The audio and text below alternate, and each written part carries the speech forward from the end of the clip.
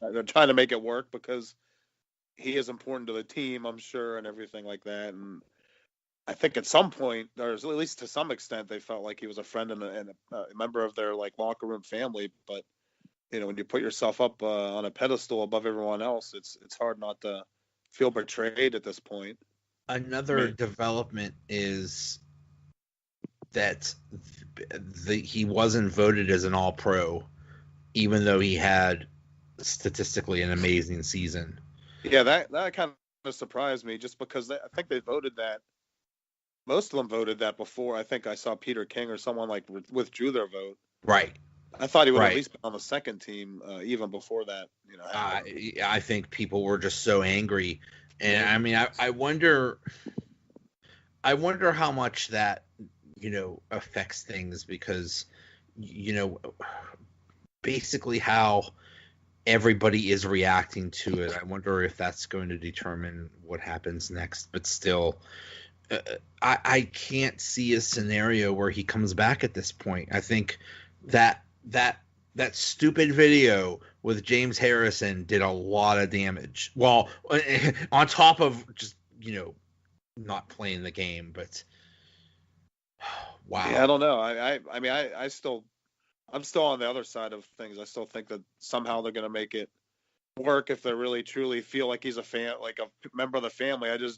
The longer he doesn't talk to anyone or make contact, though, less likely that is, I think. What do you think he needs to do? He basically needs to come out and say, "I am so sorry. I really screwed up.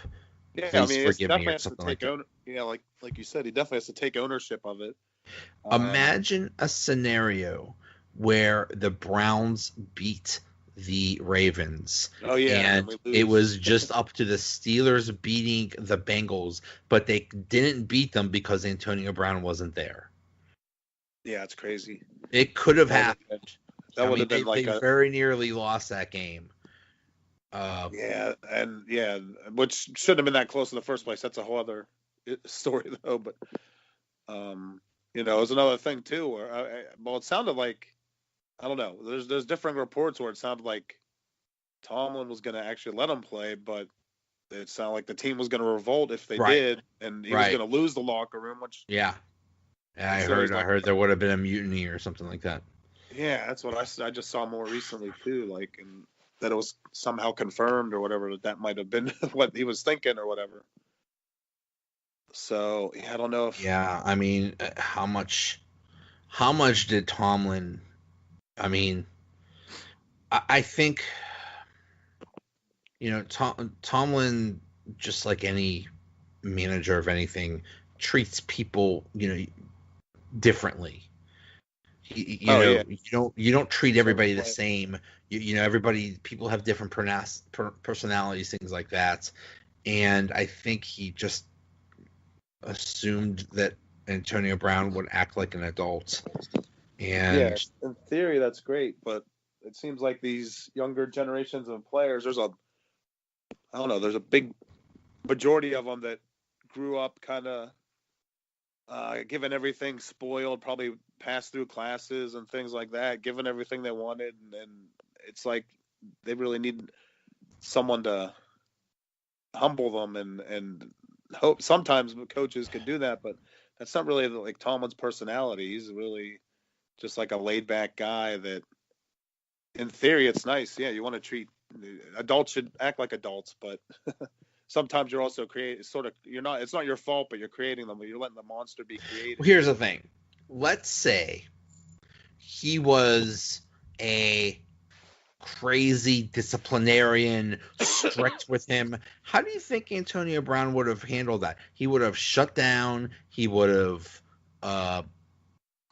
he would respond very badly to that.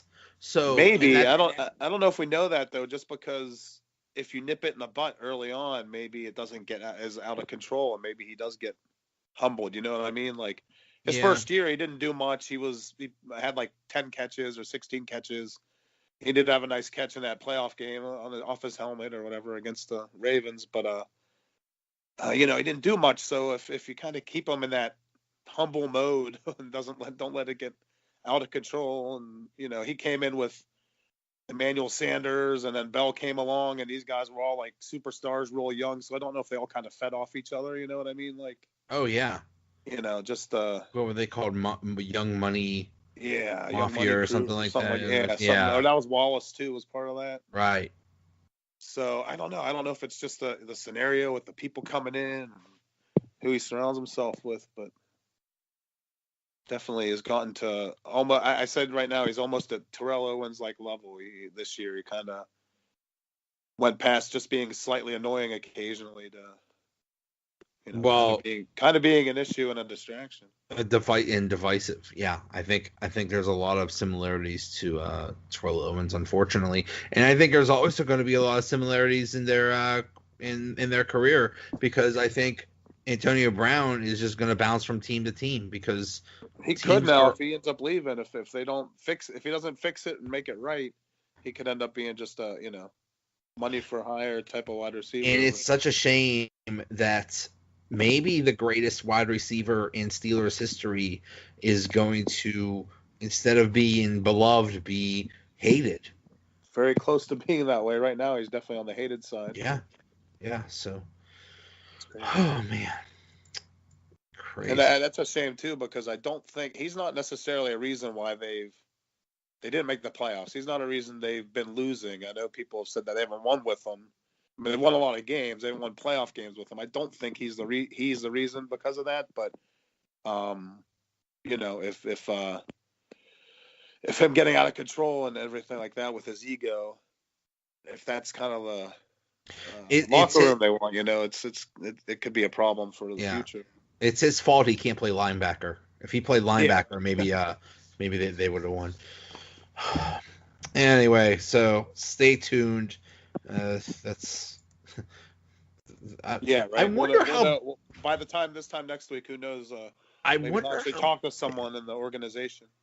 Yeah, we'll see. You never know. I wonder how Ben is going to take all this, because he got a pounding on the national media this week, and now he doesn't have his radio show to do anymore because I think that's over.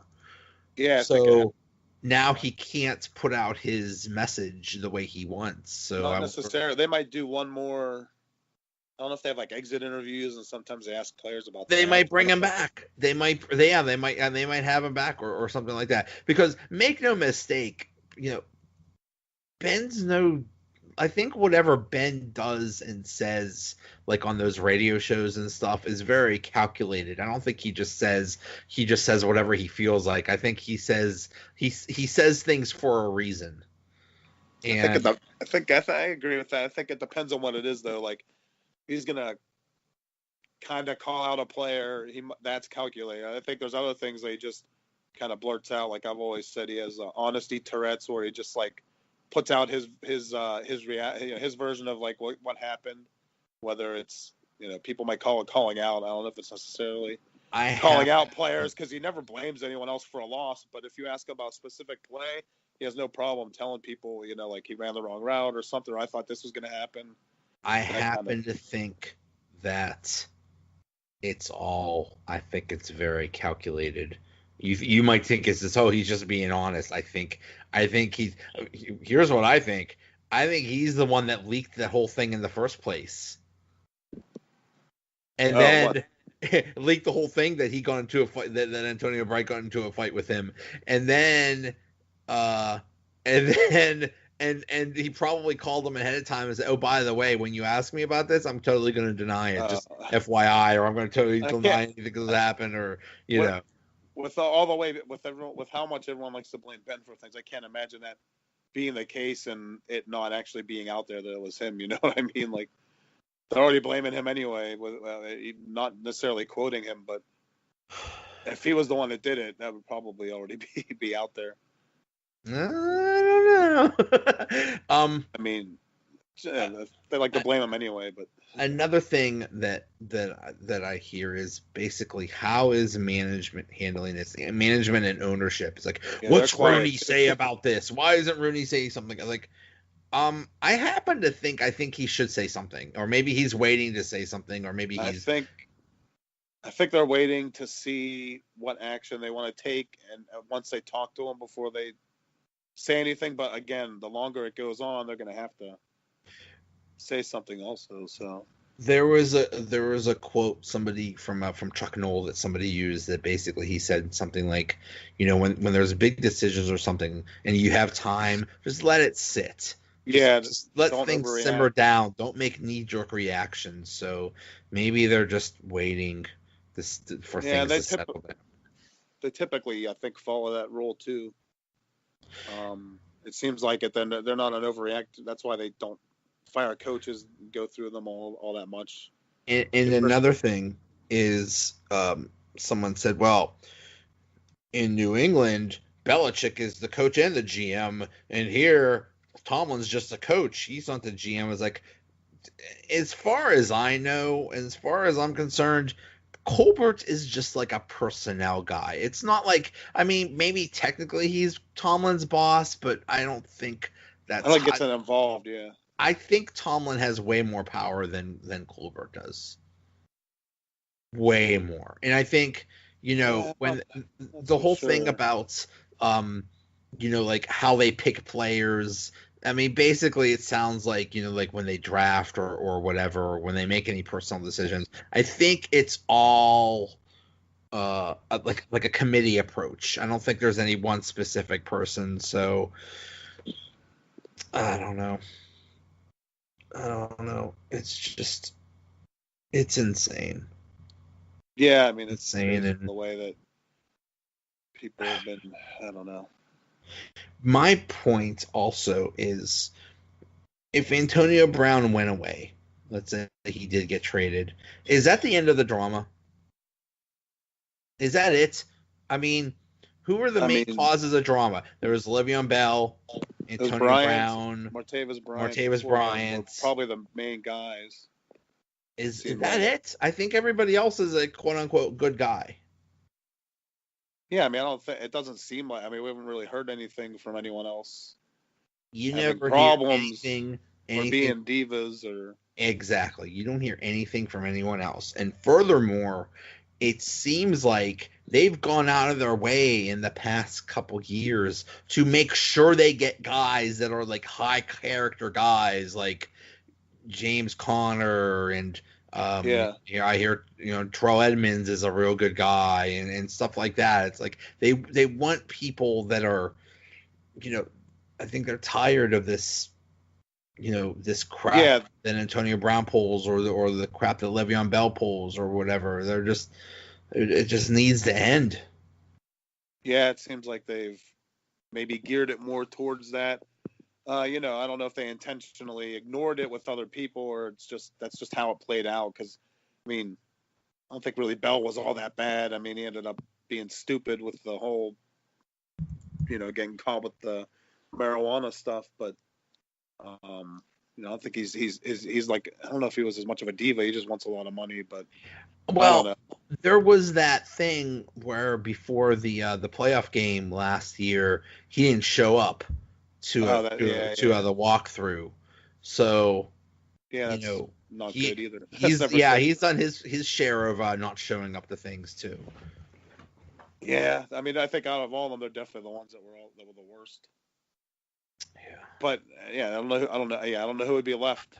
That would actually. So who knows? Maybe this is the end of the drama, and maybe like I said, we don't know what's been going on behind the scenes. I mean, maybe Tomlin is like the greatest mediator ever because he's been trying to keep things relatively calm, and who knows what's going on actually behind the scenes. So yeah, we don't know. I guess you could throw James Harrison in there because he was napping during. Right. He wasn't bad until the last season apparently, but he wanted to play, so he was acting all whiny too. Crazy.